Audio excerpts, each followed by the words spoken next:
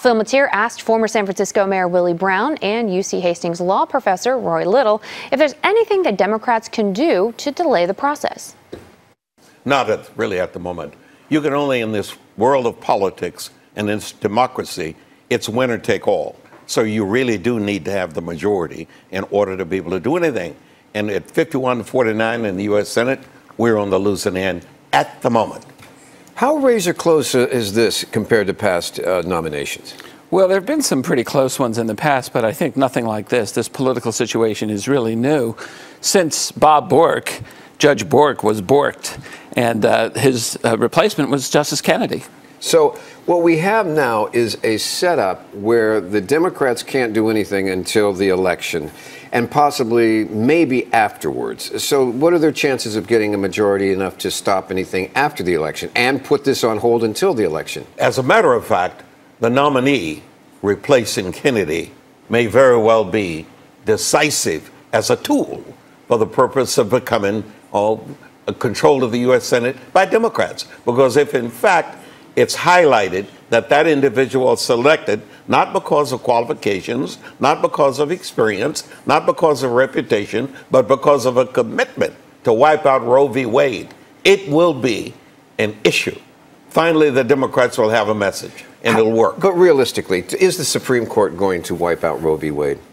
You know, it's going to be on the chopping block. There are people who don't want it.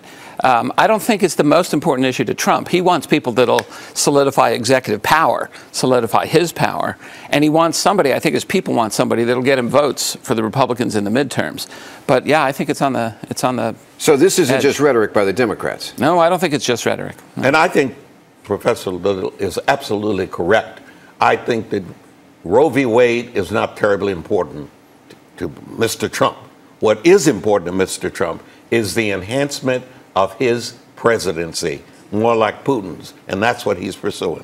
There was a time when the Supreme Court was perceived, at least, to be above politics. But Phil Matier asked former San Francisco Mayor Willie Brown and UC Hastings law professor Rory Little about the court and the current partisan politics.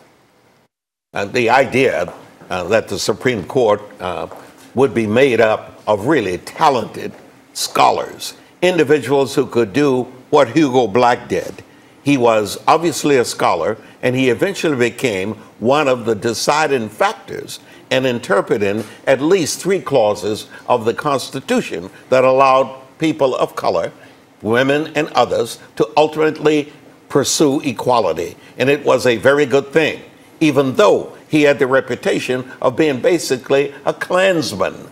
No longer is the Supreme Court made up that way. When Scalia and that crowd got on the court, it began to take the horrible turn of being a third component of the delivery system influenced by politics. Do you agree with that, or is that just his political view speaking there? I mean, it's not the place for scholars, although you could argue that it really hasn't always been. They've been dumping ground political appointments on the Supreme Court dating back to the 19th century. But it's certainly true that the qualifications have changed. I mean, Elena Kagan is someone who is a true scholar, and she's a wonderful appointment.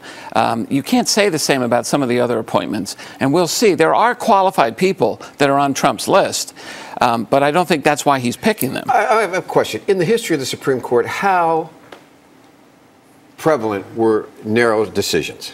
I mean, we make it sound like it's a phenomenon of the last 10 or 15 years. The 5-4s have been around for a while, but I'd say it's a 20th century invention. Really, it happened when Roosevelt was president, and they were striking down his legislation, 5-4, and then somebody switched, and all of a sudden you got 5-4 in the other direction. That's when the tradition of sort of using the court for political purposes really became embedded, I think, in our consciousness. And Roosevelt's answer to the 5-4 loss was to, in fact, attempt to pack the court.